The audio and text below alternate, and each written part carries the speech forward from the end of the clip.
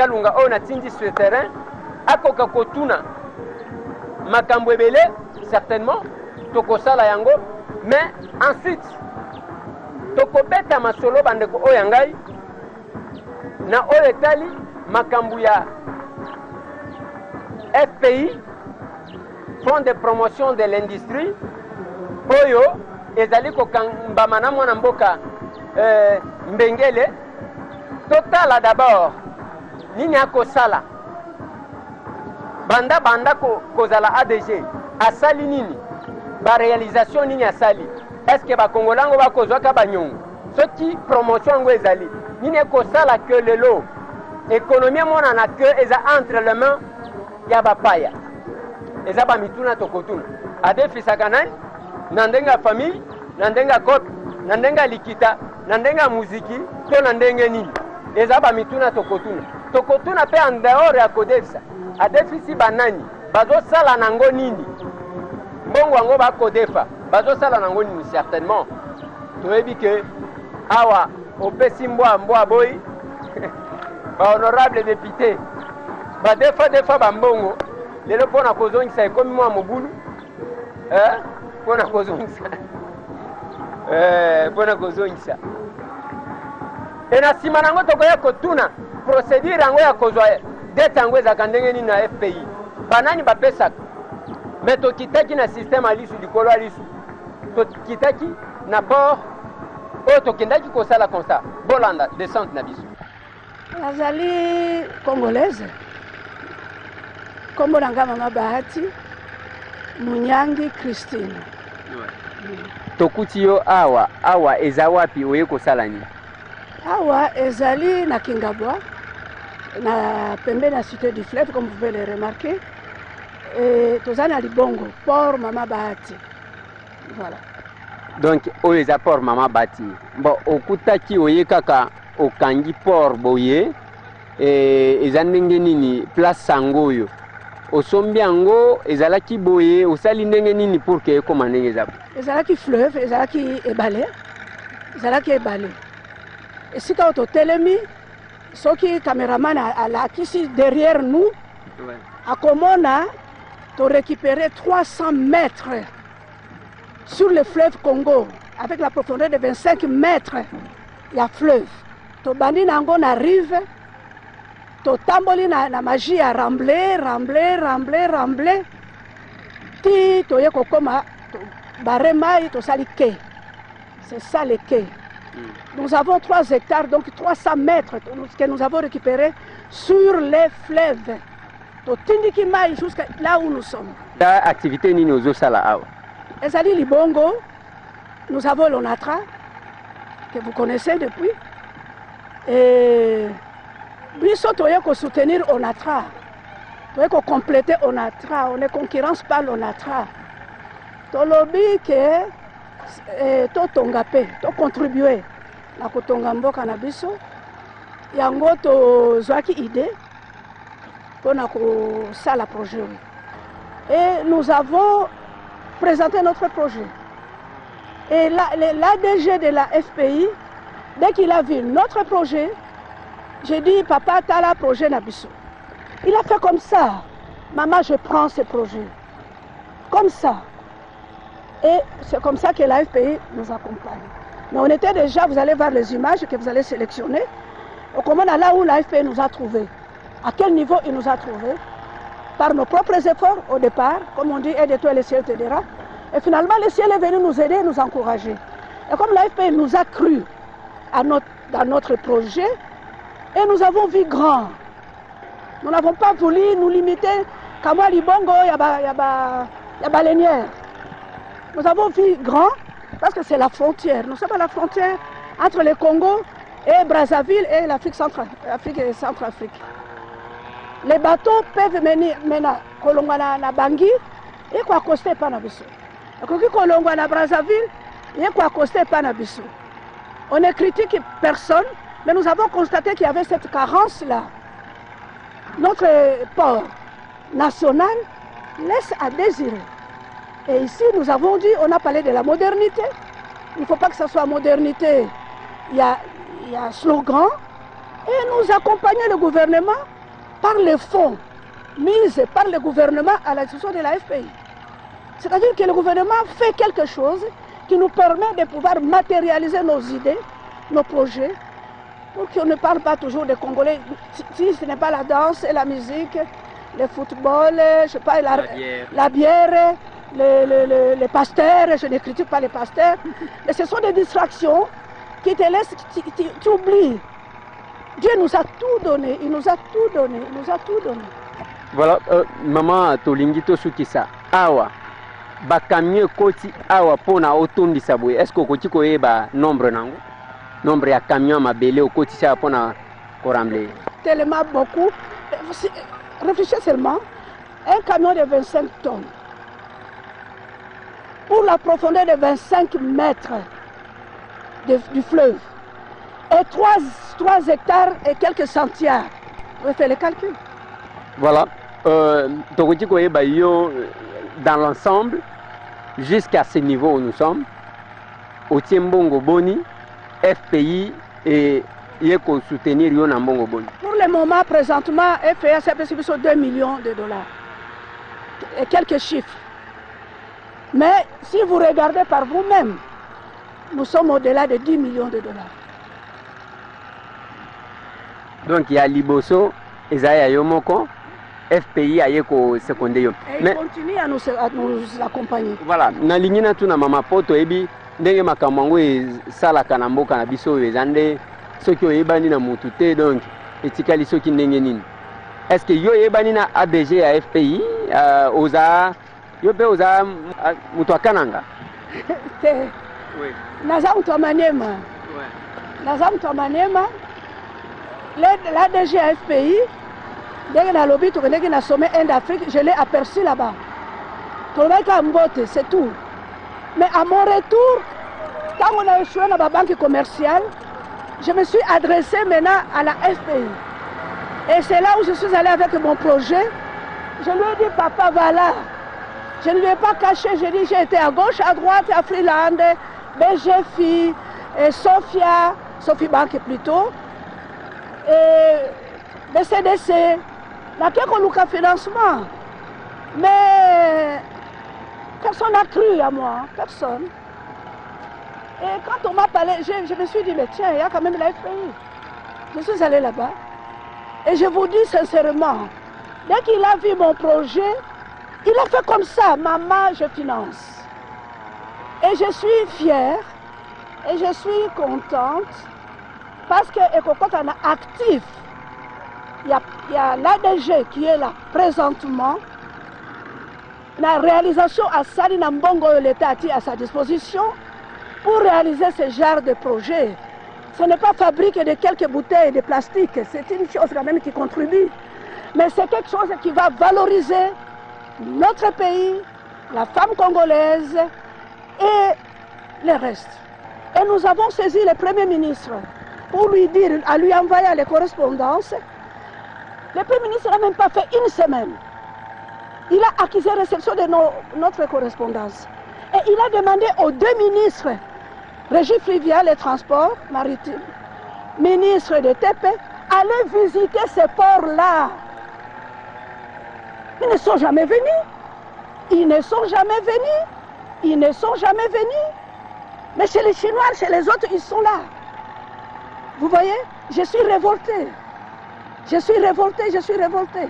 Le Premier ministre a demandé à ses collaborateurs, les 2 ministres, de nous visiter. Ils ne sont jamais venus.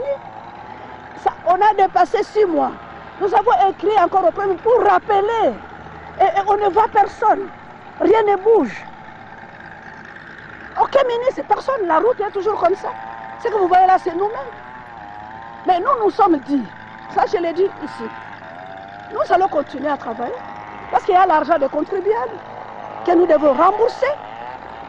Dès que 2 mois avant l'ouverture, l'inauguration, nous allons inviter le chef de l'État.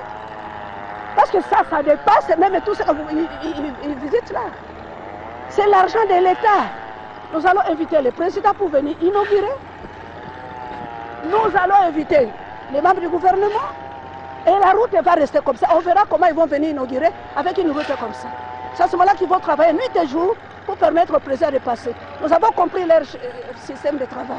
Merci maman. C'est un point. Voilà bandeko oyo ngai na panze ezalaki descente na biso totuni mama wana bambongo ebimi ebele ekozala port malamu parce que même babato bakobanda kotia batongi station ya carburant pembeni ya hôtel du fleuve mais FPI apesi mbongo apesi misolo plus de 2 millions de dollars pour que mama koka korealize kosilisa mosala oyo abandaki depuis kala tokotala parce que objectif ezalaki bakoinaugure na mbula oyo tokotala ndenge kozala po problème eza ndeke kodefa moto adefi totuni mwa mituna estce ezala ya ndenge akopi na nsima nango tokendaki mpe bisika mosusu na vol nalingi bolanda ndeko balandi tozali kokoba na mwa tourné na biso tozali kosala mpona kokonstate oyo FPI azali kosala parce que omoni toza na biloko mosusu etikala bikeko na Kisasa toza na fond de promotion sociale ere moko toyebaka te soki esalaka lisu te alors FPI ezosala nini mosala nango nini yango objectif ya tourné na biso ndenge nayebisaki bino tozali bisika mosusu nalingi todécouvrir mbote papa mbote citoyen journaliste awa toza wapi toza na le groupe en vol bosalaka mosala tosalaka mosala ya konika bamasango tout ça koreensachet na basac de 10 kilos nde tozomona bamatériel oyo eza na kati mais tozomona eza ya sika na esali te bouti koinstalle yango bon esalami ka mwa kala plus de 2 ans 3 ans mais toujours entretenir yango et puis bon les amortissements étant pendant que tozangaka bamarchandises c'est-à-dire le maïs en graines parfois hors période hors campagne parfois tozangaka entre-temps nous entretenons bien nos machines comme disent les économistes qui possèdent sans entretien ne possèdent pas. Voilà, papa, misala oyo bozosala na mbongo na bino moko to bozosala na mbongo bodefa to eza nini? Bon, tosalaka na mbongo na biso moko pe bamwa ressources parce qu'aucun opérateur économique ne pouvait aller de l'avant sans avoir des engagements, en d'autres termes des emprunts. Nous avons aussi des emprunts, en l'occurrence FPI nous subvient un peu. FPI, yo lingi français makasi. Alors, biso siko na lingala oyo eza mutu pasi. Alors, FPI azosunga kabino. Est-ce que tokoyeba à quelle hauteur FPI a sungi bino? Bon, la hauteur, à ma connaissance, bon, parce que une fois ça a été ezalaki na tranche, bon, on peut aller au-delà de 1 million, 1 milliard ou 1 million. Des dollars? Des dollars, oui. Voilà. Comment kindengeni pour que vous accéder à crédit? Est-ce que ezalaki pété, ezalaki facile pour na bino kozwa ou bien vous avez moins connaissance na ADG à FPI? Connaissance mobimba ezande mosala.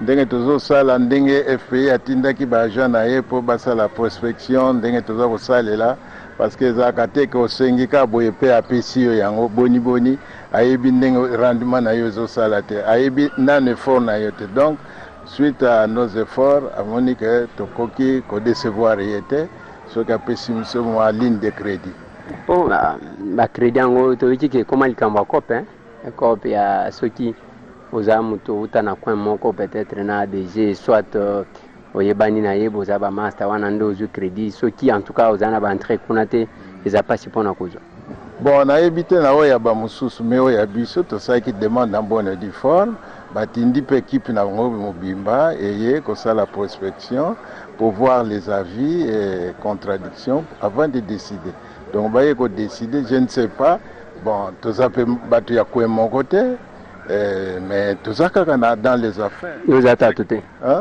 yoza tatu te apparemment naza tatu mais réellement naza Mundibu. Bon, si voilà. Mundibu, bon, c'est une simple coïncidence. Okay. Merci beaucoup. Sinon, collaboration à Binona FPI, aux hommes pour Babenyango Fonds de promotion de l'industrie. Est-ce que aux hommes collaboration à Bino, ils ont une sens à promouvoir et à combattre Bino, ou bien Bozo Salanka pour un défaut de mieux? Ils ont un sens progressif pour aller de l'avant. Et nous, notre souci, c'est de respecter les engagements. Donc, si toujours respecter les engagements, en cas d'une nouvelle ligne de crédit, nous avons ici la passimité. Nous avons ici des bons. Merci beaucoup. Merci. Wana nasa la commentaire ni. To suki sipe wana te. To kendaki pesi ka mususu. O basala ka biloko mususu pe bolia ka bajami. Est-ce que basala kana misolo na bango? To l'État à travers FPI a pesa bango mo appui pour que bakende liboso. Voilà.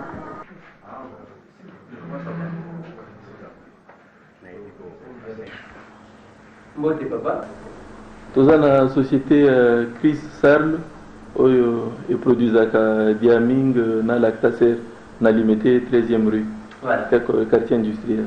Là, ndenge to salaka na mbongo na biso, kasi na évolution ndenge to travailler, on a eu à être financé des fois par certaines banques et oyo finança kabiso ya makasi eza FPI. Nyongo toza ya makasi penza oyo esali ke to équipé na biloko ebele eza ya FPI. Donc FPI a pesa bino mbongo ya makasi bobandi collaboration na FPI depuis combien de temps? Bon, nyongo oyo tozwi nde ya liboso, mais avant bapesa yango ezalaki na ba formalité, il faut ba vérifier nano toza entreprise ya solo to eza ba aventurier kaka baye pona kozwa mbongo. Bon, vérification wana ezwaki mwa tango, mais mémoire, si ma mémoire est bonne, esalaka ba 8 mois, 8 à 9 mois ba vérification, mais tango ba réunisaki ba données nyonso et que ba monaki ke elongo bani toza fonctionner lokola entreprise nde babandaki selon plan na bango kofinancer kopesa mbongo na ndenge balakaki biso. Voilà, na ndenge bapeseli bino mbongo na ndenge bozali prévoyé ozomona ke bazali kosunga bino kokende liboso to te? Mbongo bapesi eza lisungi moko ya monene makasi po ba équipement oyo tozwi soki il fallait tozela na ba bénéfice na biso moko po to réunir équipement wana ilingaki ezala bambula ebele, mais on dirait basombeli biso bambula moko ebele oyo il fallait to lekisa basombeli biso en une fois toza na équipement sikoyo nde tokobanda kozongisela bango moke moke. Donc oyo peut-être il fallait to réunir yango peut-être na 2020 2022 pona kosomba ba équipement wana toza na ba équipement lelo, mais sikoyo nde tokobanda kozongisela bango mbongo wana eza lisungi penza ya solo. Na mboka na biso makambo ekomaka bapoterie bacope mpona même soki ozwa accès na biloko moko boye même oyo ya leta il faut kaka ozala soit ndeko soit mwana kasi soit likango kape boza bandeko ya ADG. Bon, d'abord na bandela mpona ADG nga nayebaki même te ke aza kombo na ye azalaka nani tokotisaki dossier sa koyeba na ye koyeba kombo na ye leur dossier ekoti mpe komona ye namoni mbala liboso eza mokolo tozwaki premier acompte po leur todéposaki dossier tobanda komonaka équipe na ye étude direction ya étude baétudier si binono tel il faut bopesa badocument tel bopesi baétudier kaka jour ya suka oyo babengaki biso po tozwa premier acompte nde bayambaki biso na salle na bango moko kuna. Bon, tozozela après tomoni mutu moko akoti et puis bon tozochichote nde ADG nde mokolo ya liboso biso tomona ye. Donc soki olingi ozwa nyongo ya autant est-ce que ngao pate la maman ndambo comme ça na sunga d'accord bon les na baoyo bapesaki biso information bato ebele bayaki no biso tokoki kosunga bino kokota kuna mais sikoyo tobandomona babiloko moko flou déjà bato bazoya na bamakambo moko ebele nde tolobaki bon tomeka nano kokoma totala ndenge ekokende soki ya solo ekosenga kokende gauche droite wana tokotala tokotisaki après un temps tozwaki eyano oyo basengaki biso badossier qu'il fallait bon ça nous avait étonné tobandolo bon tokende nano peut-être période moko boye ekosenga tokomona vérité ndenge ekobima tocontinuer jusqu'à ce que eye kokoma na suka na 9 mois wana tosalaki ere moko tobandaki mpe kohésiter est ce que babanda koloba eza makambo ya solo te ya kozela baétude de dossier ezomela boye mais à la fin l'ère babengaki en tout cas na ndenge nga na kinda kosigner mpona mbongo wana natikala komona mutu to ayiki no nga mutu d'ailleurs mutu ya facilitaki azalaki te mpona koyebisa nga ke no pesa nga commission ndenge na facilitaki yo bamikanda todeposaki et on a eu la réponse en bonne et due forme donc il n'y a personne na mukuse na koencourager ye mais eza na eloko moko oyo esengeli toyeba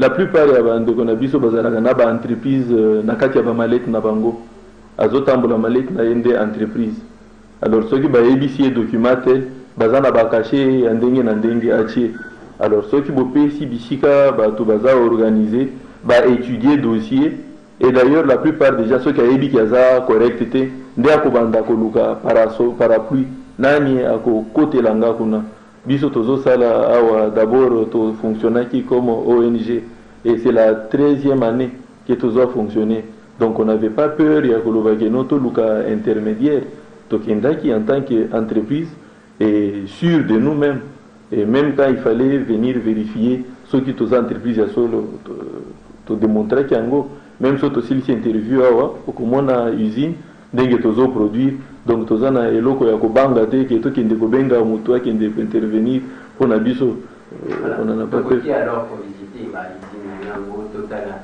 yo mutu za na société ya malete totala quel type de matériel Musombi et puis téléspectateurs de Coca-Cola, qu'est-ce que vous faites ici? On a profité pour nous présenter. Il y a Télémikuna, monsieur Fils Ndungi, il y a chef de production. Bon, Mungangate, mais il y a na hiérarchie, Mukolo vraiment na ici, il y a chapeauté production. Si que l'air to koma kuna, il y a mutakozo malova pour na ko limbo la machine musala et salaka pour tous organiser. Ah, on a pesi aperçu général pour l'entreprise, mais il y a des bisabino machine à machine. Et tu as ceux qui ont likambo moko etali misolo pour la machine wana ndenga na koki kokota na kati kasi o etikali ye muto akoloba pour la machine ici donc to koki ko yin. Merci.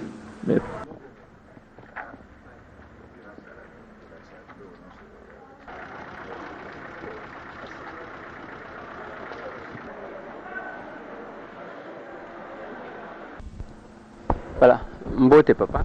Mbote papa Eliezer. Oui, awa toza kaka na kati ya usine ya Diaming. Ya Chris Sarle o esalaka Diaming. Société de Chris SARL. Parce que ya Diaming nde eyebana mingi. Oui, kombo ya produit. Oui, Diaming yango eza na français, eza na lingala, eza na monoko. Bo Diaming eza na monoko ya Congo elobi dia mingi. Donc polia ebele to sidi ke yango toloba pe Diaming lia otonda. C'est bon. Partenariat na bino na FPI to utaki kozwa gérant. Est-ce que tokoki koyeba nini bosali na mbongo oyo FPI a pesi bino? Bon, c'est simple. Oyo mbongo FPI a déficit biso, ezalaki pona to renforcer ba capacité na biso. To sombaki extrudeuse oyo esalaka ba produits instantanés à partir ya ba céréales. Donc kalaté di symbole aussi là to lancer le produit à sika oyo kozala instantané grâce na machine wana extrudeuse mais ezalaka na ba compartiment ebele. Tozali na séchoir nango, tozali na moulin nango, tozali na emballeuse nango. Mais pona tozali na ba problème ya ba courant bino moko boyebi na Kisasa, tozali pe na groupe auto prévoit ki pona ezala ko la secours en cas de coupure ya courant tozali na groupe 300 kVA oyo bozali komona pembeni awa oyo eko permettre ko faire fonctionner ba machine wana nyonso sans problème. Mais à côté tobakise pe ba accessoires notamment tamiseur électrique na mélangeur pe électrique ezali oyo ezo permettre biso ko mélanger biloko ebele ba farine ba miliki ba rhum na kati mbala moko na minute muke pona ko faciliter musala. Wanande appui à FPI. Wanande appui à FPI. Merci beaucoup. Merci. Voilà. Bande konangana bandi wana eza série ya batu oyo badefa mbongo na FPI. Tokenda jikotuna bango mwa muke muke. Boyoki même ndenge totuni pona koyeba ke ezana ndenga kop, ezana ndenga muziki, ezana ndenga famille kaka ndezo pesa matote. Mais quand même na batu oyo bomoni bolandi ba témoignage na bango. Dis-moi soki bakosi biso. Mais soki bakosi biso te, je crois que il y a tout intérêt d'encourager. Mais basala ngo pe na batu mususu bino pe bozongisa kati. Bosala lokola ba honorable te. Basi mongo babandi ko chimati. Bodefi pona okende kosala ba réalisation. Kosala ba projet. Mais est-ce que bozongisi? Soki bino pe bozongisi te. Moyen fonctionner bien ezate. Moyen pe batu misusu badefa ezate. Nde yango tolobaka toujours que omoni makambo ya kodefa mutu akovivre sa nyongo te. Kodefa eza ya ke musala ndengo yoki balobi musala bakokaki kosala machine bakokaki kosomba dans 10 ans basombi yango lelo parce que bapesi bango mwa musolo eza ndenge bokoyoka wana.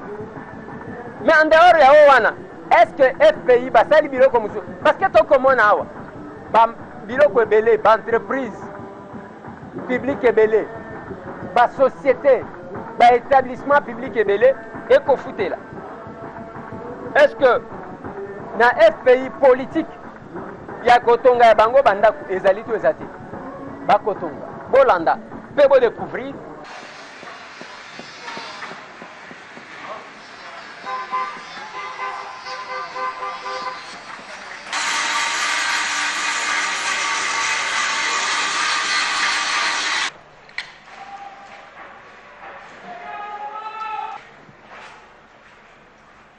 bandeko balandi toyebisi bino ke tokobeta mwa tour na kati ya chantier tolingi totuna mwa mutuna moko to mibale tokoka koyeba réellement qu'est-ce qui se passe ndako yango eza ya nani ebanda mokolo nini banani bakotonga. Mbote papa.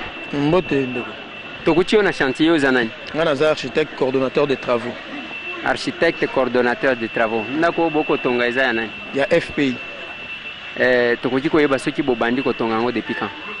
Depuis 2000, tout ça ce qu'on a 2015, depuis 2013. Depuis 2013. Banani bazotonga. C'est une entreprise congolaise, mais qui appartient à un sujet libanais. Voilà. Comme on n'a pas construit. D'accord. Tomoni, eza banda kuboni boko tonga.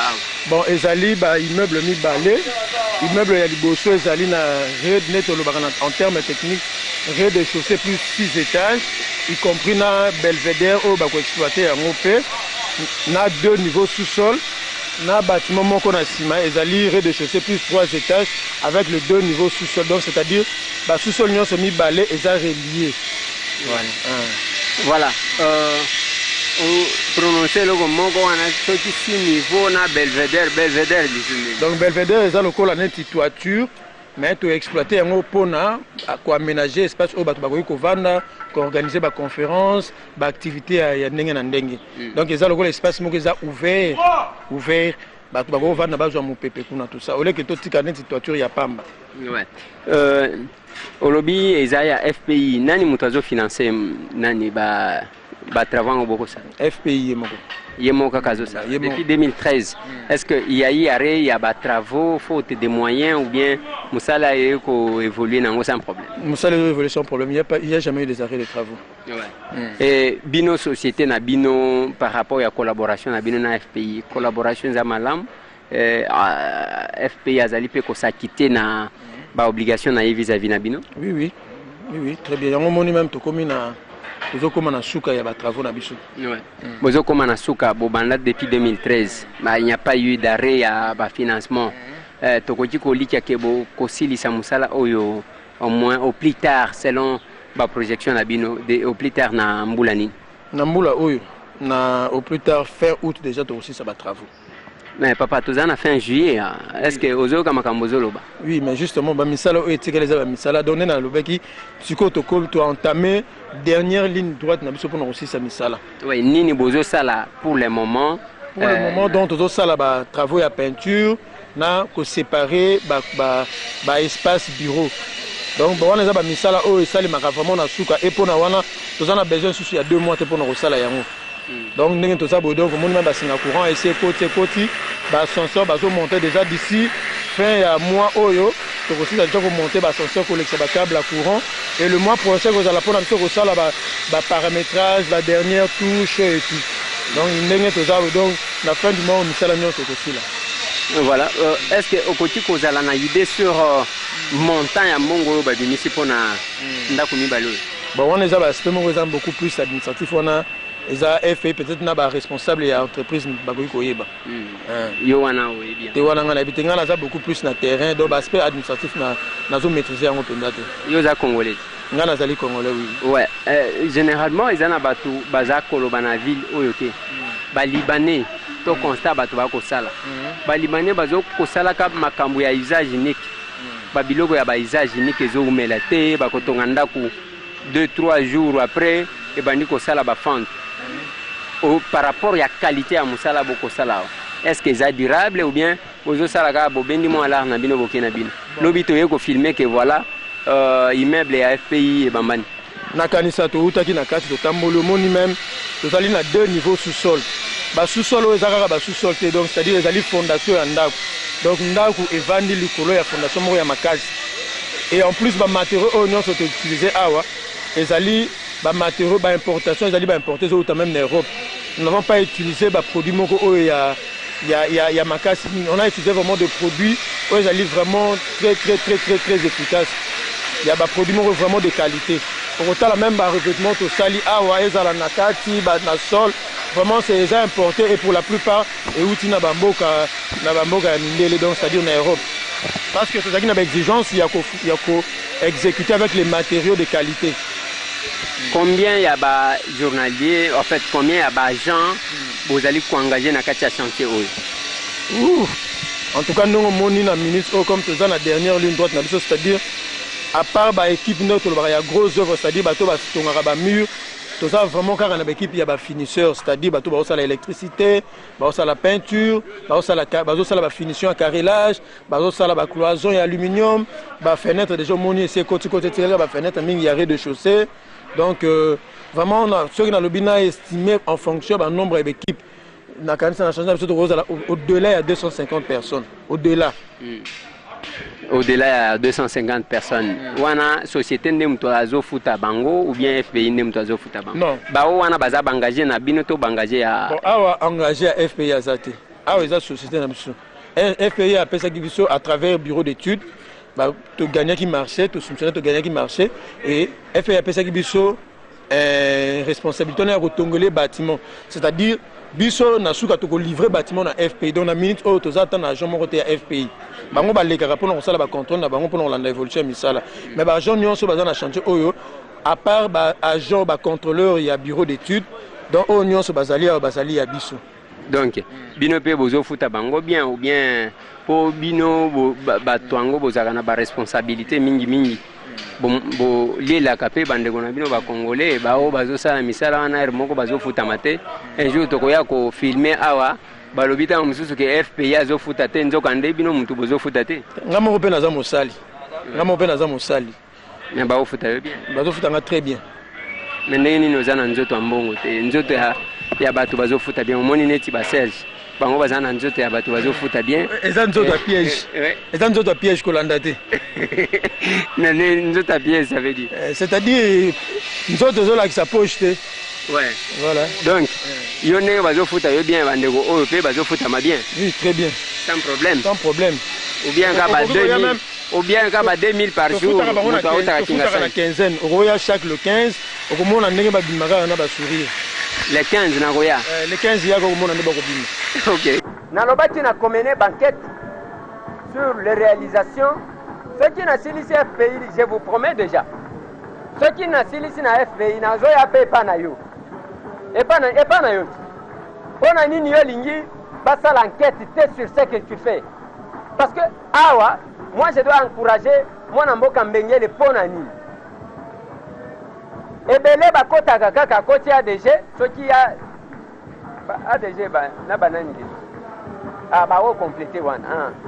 Akoti akovanda na ye asali bakope na ye esili sans kotika trace bâtiment ya régie des eaux nani abosani ke tongama na mutu boye etikala kombo ya mutu wana batindi yo quelque part. Il faut ça le moins effort. Il ne faut pas le bakake moi comme je suis locataire allez mikolomike bakolongolanga mais balongoli yo peut se passer ba ADG baleka ebele lupango wana ezalaki comme une parcelle abandonnée.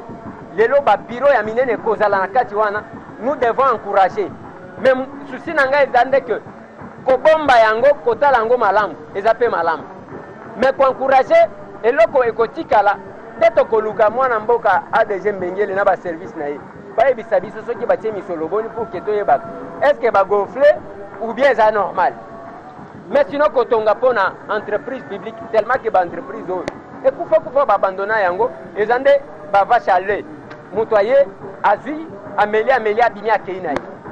Moutoye Amélia Bimia Keinaï. Et nous devons décourager cette pratique. Merci. Tozali Kokoba.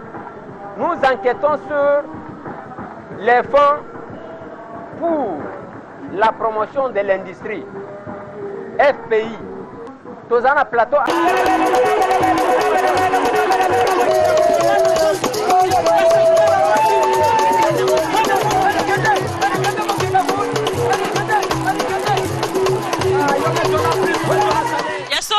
Tolobaki ba politicien toyeba bango toyeba force na bango beaucoup plus na ba base na bango esika baza ko évoluer baza ebele oyo baza ba politicien ba parti na bango existaka na ba mallette na bango.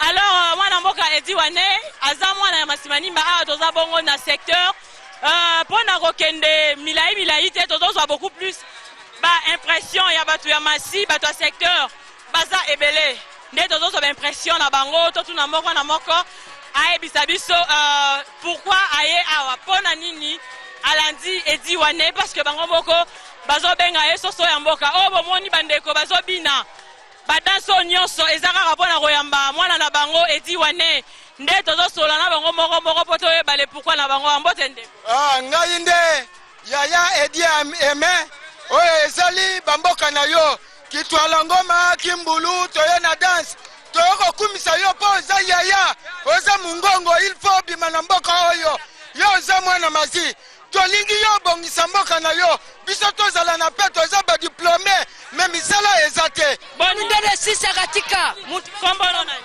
kutukenda mekusela mfumedi tamu na province na beto ya Masimanimba tamu ya sala gisalu tamu na beto bandombe yavanda mfumu ya Masimanimba papa kimvula kikombo ya yanki kikombo ya bunkaka na beto yai ke bunkoko ya beto ya tata Simoki Mbangi yake musunya mwana mpusundombe sana kingeke tambula tiyo mfunu na yona maboko na minite yoke inki mfunu na yo munu muntike zaba yo samu yoke mfunu yoke boni munduki ya muke tambula tiyo awa beti mesala awa sana ba beti vokana wati diwane mbote mama bonne santé santé za calme kombono nani komona za niko mabulabula ndeko niko botondi awa edi yango apesi bino nini bon tozana posa edi atonga mboka pe atonga secteur biso Masimanimba po tekende liboso aza mwana mboka bozana posa edi atonga mboka po ekende liboso OK oyo botina liboso bazotonga mboka te mboka eza kotongama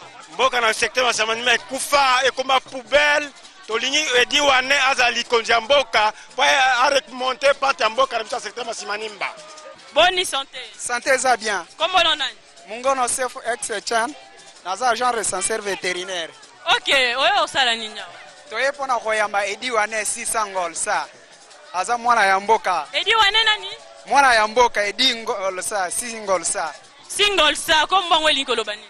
Elingo loba acha makasi. Siko masi yango eza rolala ndenge nini?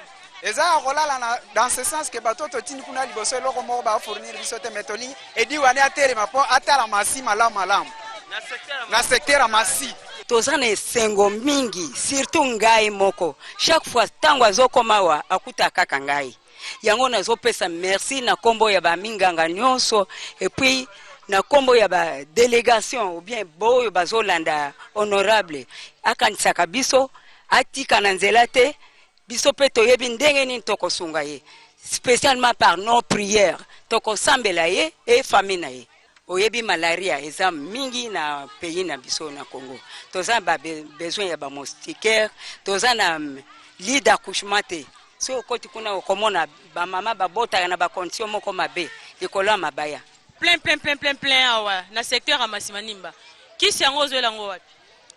Na ningisi kisi te mende eza révolution ya modernité au président alobi na bitoto salango. Bitoto salango na méthode ya siga développement ya Masimanimba. Eza kaka secteur te eza masimu bimbane ningani pona idi wane. Alors par rapport ya fête ya lelo ozoko yebisa ba congolais nini? Na bandi na Masimanimba na yaki awa pono koyebisa bango ke indépendance e bandi na Masimanimba po mwana ya Masimanimba Cleophas Kamitatu aza parti parmi ba pionniers ya indépendance. Na sengi bana ya Masimanimba lelo ba révolutionner conscience na bango ba libérer yango bandi make développement ya Masimanimba eza epa na bango soki bapesi biso chance wana soki bapesi yo chance boyaka boye bapesi yo chance aprokei etuluka bato nyonso baa na nsima na yo okoki koyebisa bango nini lelo po oya kokenda après okomi ndeke opimba okei kuna olobi oza soso après so bavote okomi ndeke mwana mboka edi bapreuve yango oyebisi bango nini secteur lelo soko mona yango propre eza edi wane kombo na ye tuna bango wene wolo ya douala elakisi nini kende ozwa yaka nango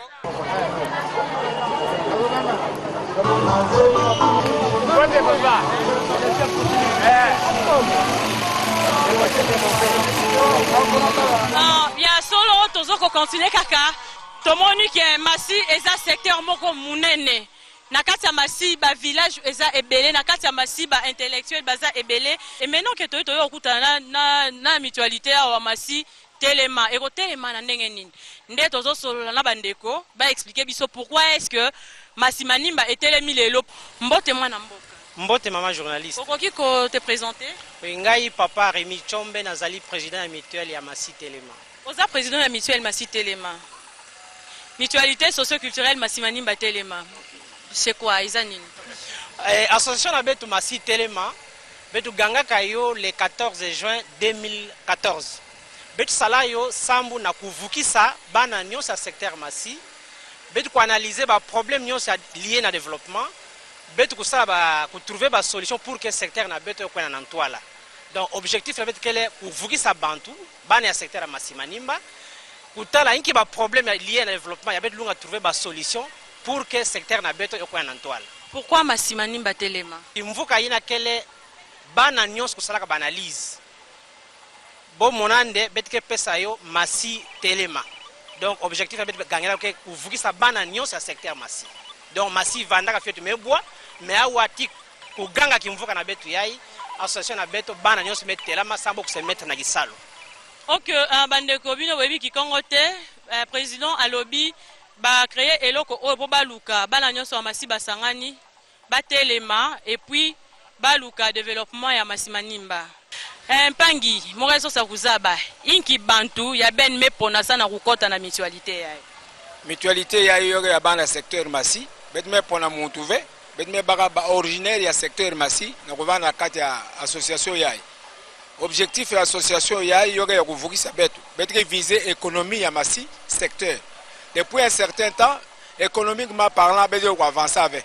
Mais cette fois-ci dans la prise de conscience bet mezola sur le plan économique Masi kutelema bet ko na ntwala. Place nyonso evanda na ba leader ti bankara kelanda mais parmi ba député bet même on attend mutu mve awa na sortie officielle. Merci maman na opesa mo ndinga na question na ngei na munda répondre yo na mutindu yai.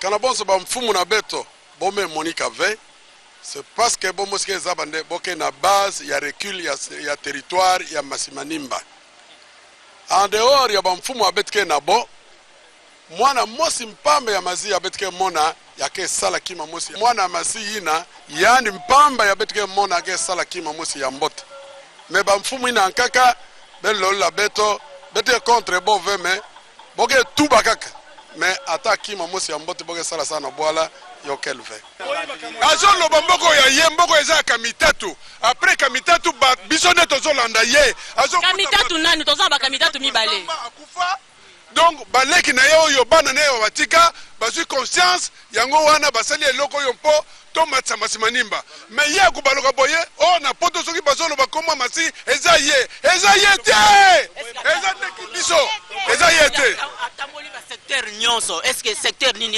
ya tili kolona ye ekoyebisa biso makambo ya secteur te parce que boza ba responsable bolandaka ba information boyokaki déclaration wana yango wana pe yelisi to luka to yeba sikoyo lobi secteur moko bayambaki te moment obino nyonso na masi boza nsima na ye eza na maloba na ye mais atangolaki ata secteur moko te tomonaki ye pe te tomonaki ye te secteur Massi betike na nima nandi fe betike na nima nandi abene buyenza na giben meben moje botinda ke kuna sigolo le komi secteur Massi telema yakele Massi telema secteur Massi telema mekena kimi vage sala sana be age sala association ya famille nandi age sala pesa na secteur Masimanimba honorable Kinke Mulumba toza simanaye na sens que azali mwana mboka asali ete biso majorité toye ba problème politique par exemple à travers Kinke Mulumba toyoko yebake un député aza mutu moko akoko sala eloko te parce que azali un individu mutu azali na plan ya kosala likambo na kati ya mboka ezali gouvernement sikoyo bon na kati no maloba alobi un individu oyi kosala eloko te bango ne bakomema pour que gouvernement sala siko eloko nino ya masiba mema déjà kuna obino boyoka non tozali na paix totale na masi tozali na kimia na pro si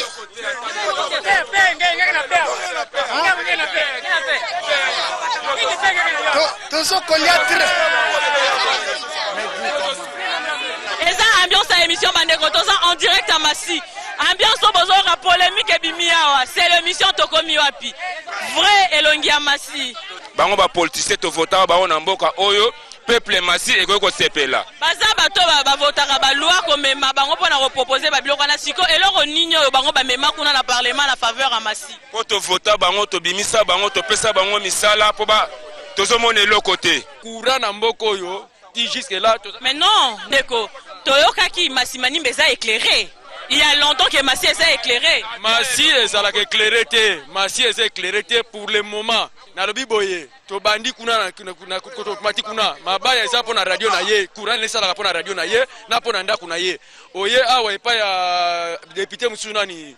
Loboto écoute loko moko ezalaka te. Tomati boye pa kinke kutu ya ye pela kaka na radio na ye na mukolo chaque jour pété.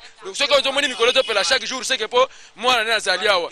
Moi muke kure pela chaque jour tokolo ba ya dede mais ya dede pe za pona de baptiste na ye. Masimanimba bovanda nzala boliake loko te ba eli bino bangombe et puis ba député bo vota ba yoka na raté pona nini. Ngombe lobi na ngai loko te mais biso tozana posa changement mentalité.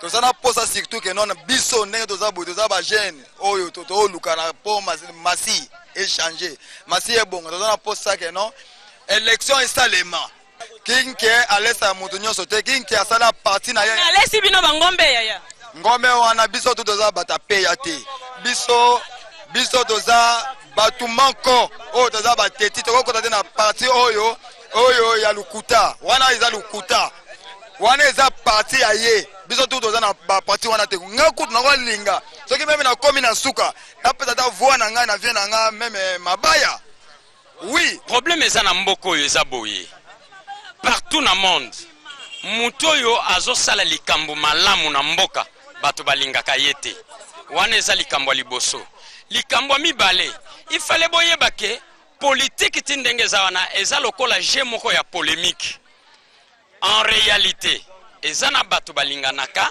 eza na bato mosusu pe balinganaka te. Même na Kinshasa bokomona ke koto tokomona majorité, koto tomoni opposition.